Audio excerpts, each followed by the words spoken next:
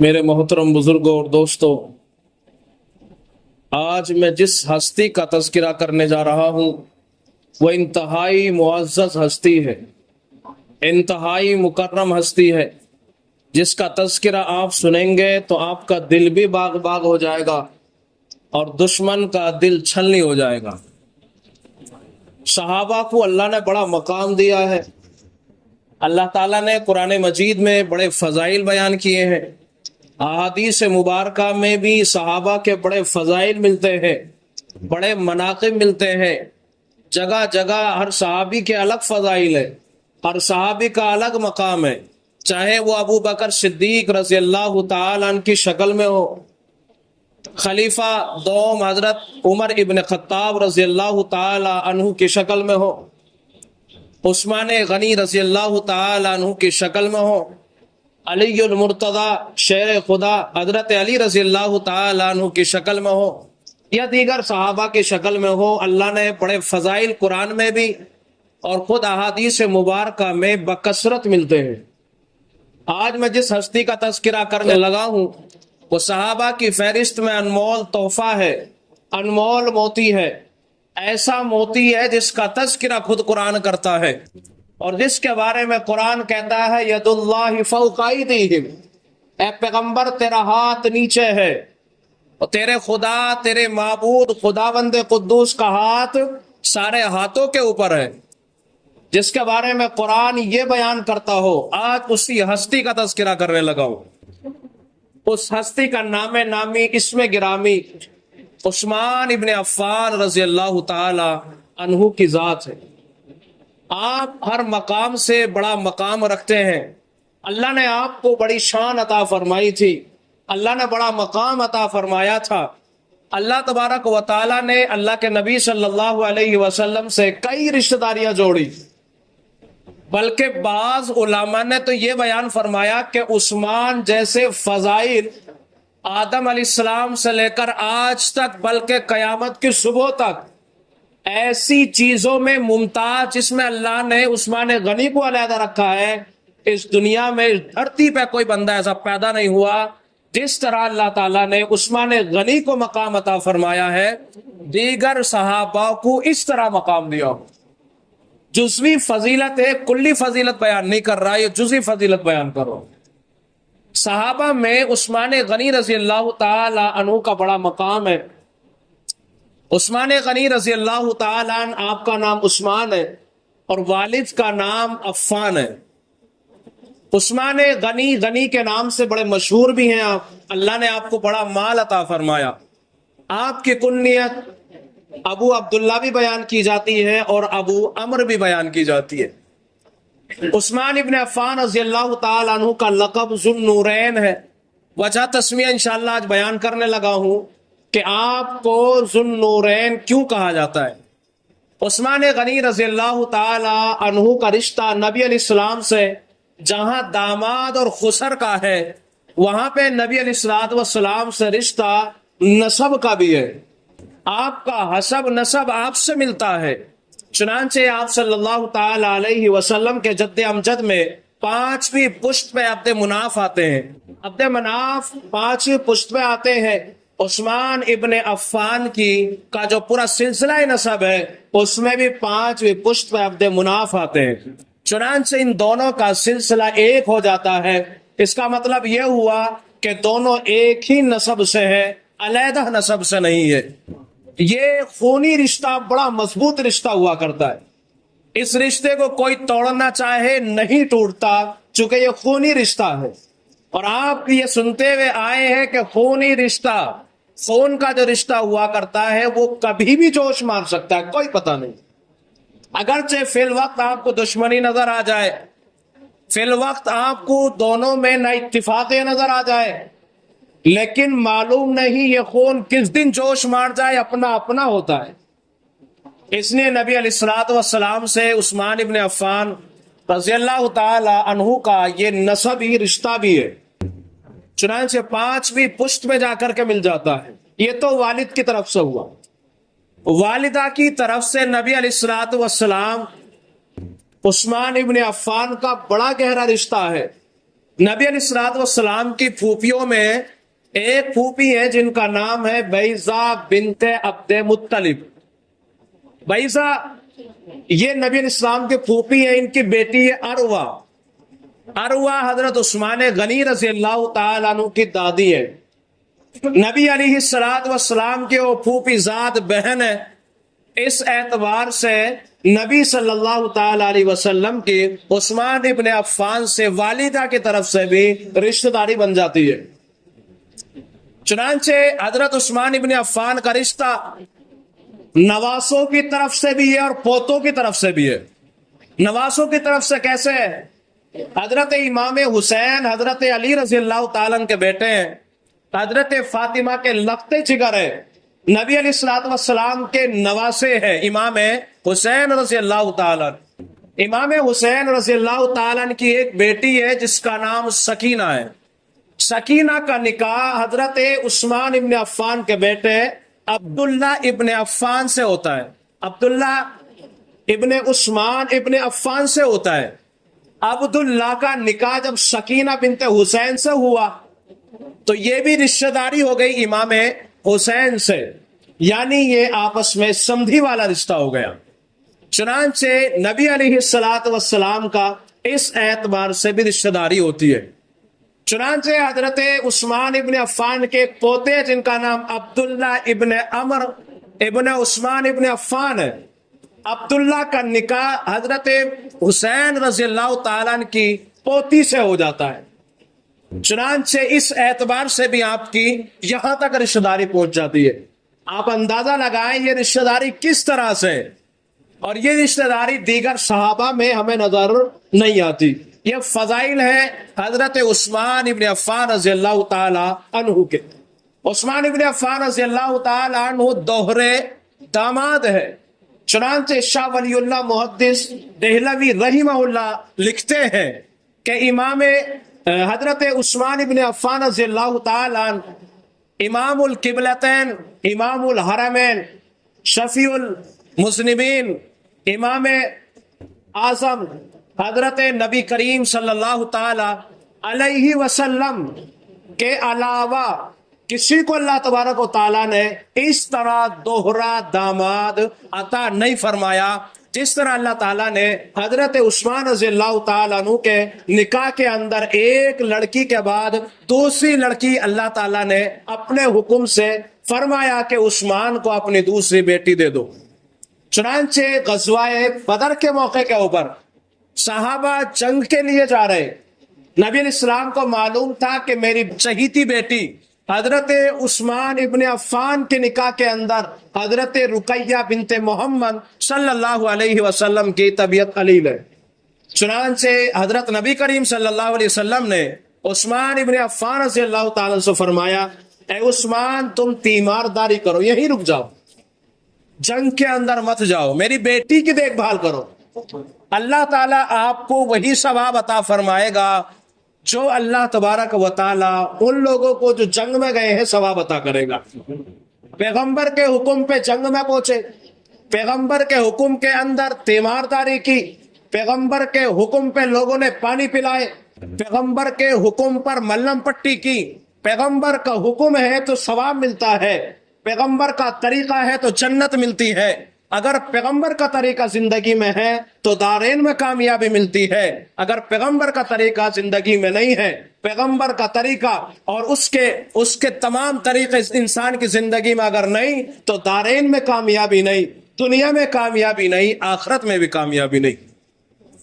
مقصد یہ تھا کہ حضرت رقیہ کی تیمارداری ہو جائے۔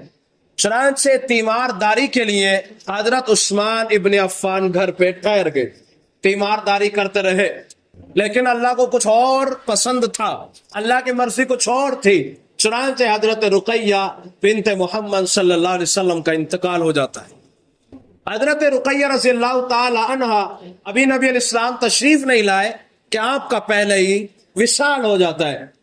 حضرت نبی کریم صلی اللہ علیہ وسلم کو کسی قاصد نے بتایا، سفیر نے بتایا، یا رسول اللہ آپ کی چہیتی بیٹی حضرت رقیہ کا انتقال ہو چکا ہے، انا للہ و انا الیہ راجعون۔ کیا گزری ہوگی میرے اور آپ کے نبی صلی اللہ علیہ وسلم کے دل کے اوپر۔ ایسی پیاری بیٹی جس سے آپ بڑی محبت فرماتے، اس محبت کا اندازہ آپ اس سے بھی لگا سکتے ہیں، نبی صلی اللہ علیہ وسلم نے عثمان ابن عفان کو حکم دیا کہ آپ یہی ٹھہرے، میری بیٹی کی دیکھ بھال کریں، تیمارداری کریں۔ نبی علیہ السلام کو جب بتایا تو آپ صلی اللہ علیہ وسلم حضرت رقیہ کی قبر کے اوپر پہنچے۔ دیکھتے ہیں کہ حضرت عثمان ابن عفان وہاں پہلے سے موجود ہیں۔ آپ صلی اللہ تعالی علیہ وسلم حضرت رقیہ کی قبر پر سب سے پہلے پہنچتے ہیں، گھر بھی تشریف نہیں لے جاتے۔ آپ اندازہ لگائیں کیا گزری ہوگی نبی علیہ السلام کے دل کے اوپر کہ میرے پیچھے ہی میری بیٹی کا انتقال ہو گیا، اور لوگوں یہ اسلام ایسے نہیں پھیلا، اور لوگوں یہ دین ایسے نہیں پہنچا۔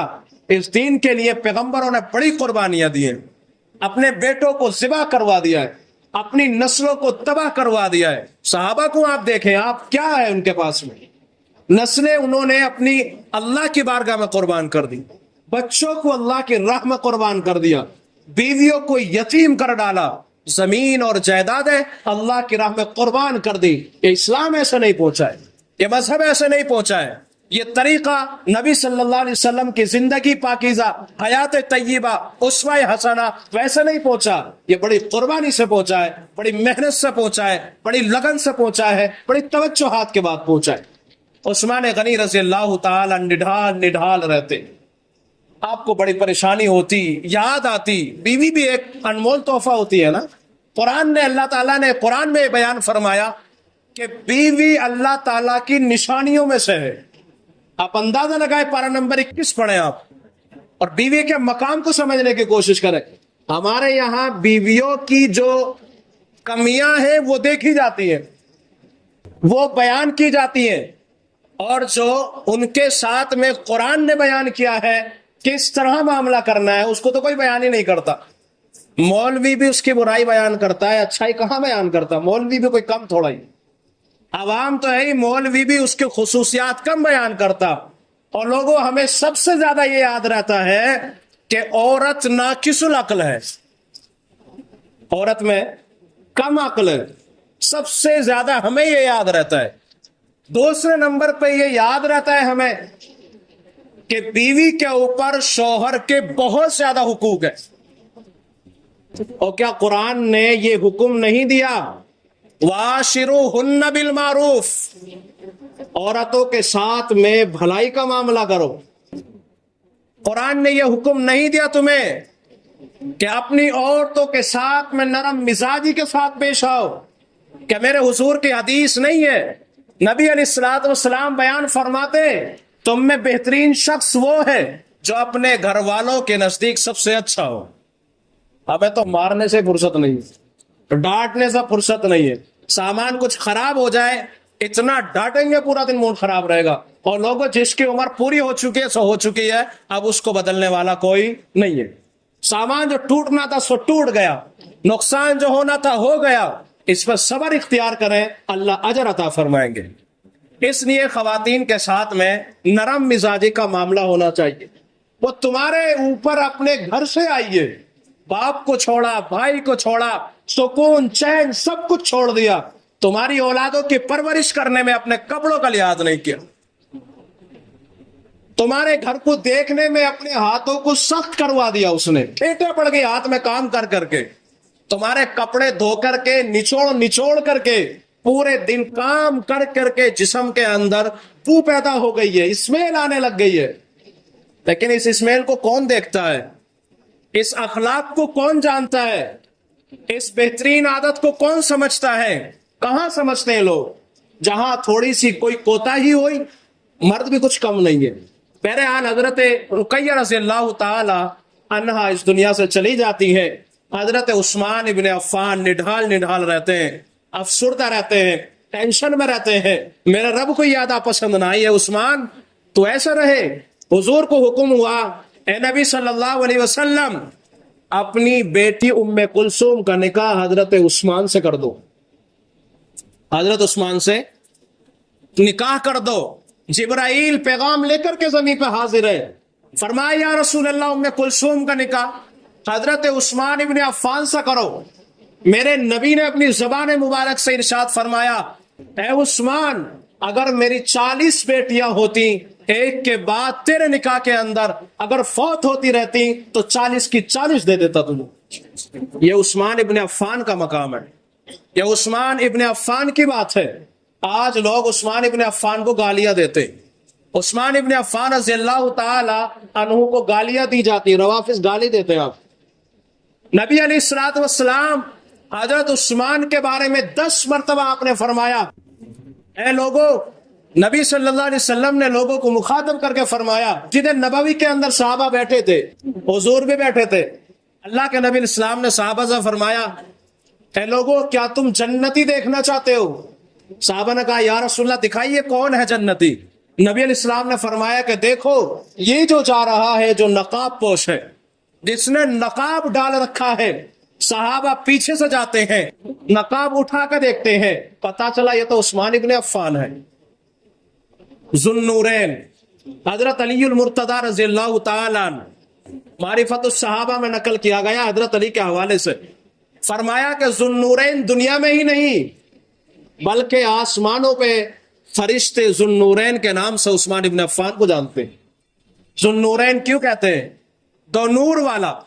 ہمارے یہاں نور سے مراد کچھ اور لیتے ہیں، بعض لوگ نور سے نبی علیہ السلام کی ذات لیتے ہیں، اور لوگوں ذو النورین اس لیے کہتے ہیں آپ کہ نبی علیہ الصلوۃ والسلام کی 2 بیٹیاں حضرت عثمان ابن عفان کے نکاح کے اندر تھی، اس لیے نسبت کرتے ہوئے کہتے ہو، تو پھر حضرت علی رضی اللہ تعالیٰ عنہ کے نکاح کے اندر بھی تو حضرت فاطمہ تھی، ذو النور کیوں نہیں کہتے؟ عمر ابن عاص، حضرت زینب عمر ابن عاص رضی اللہ تعالیٰ عنہ کے نکاح کے اندر تھی، ان کو ذو النور کیوں نہیں کہتے؟ یہاں جب دو نور والا ہے، اصل میں نور سے مراد یہاں لخت جگر ہے، نور سے مراد نور نظر ہے، یہ آنکھوں کا نور ہے، یہ دل کا سرور ہے۔ بیٹی بہت بڑی نعمت ہوتی ہے اللہ تعالیٰ کی، جو اللہ تبارک و تعالیٰ نے ہمارے نبی کو 4 بیٹیاں اور 3 بیٹے عطا کیے۔ آپ اندازہ لگائیں پیارے نبی صلی اللہ تعالی علیہ وسلم اپنی بیٹیوں سے کتنی محبت فرماتے، حضرت فاطمہ کو جب دیکھتے تو آپ کھڑے ہو جایا کرتے۔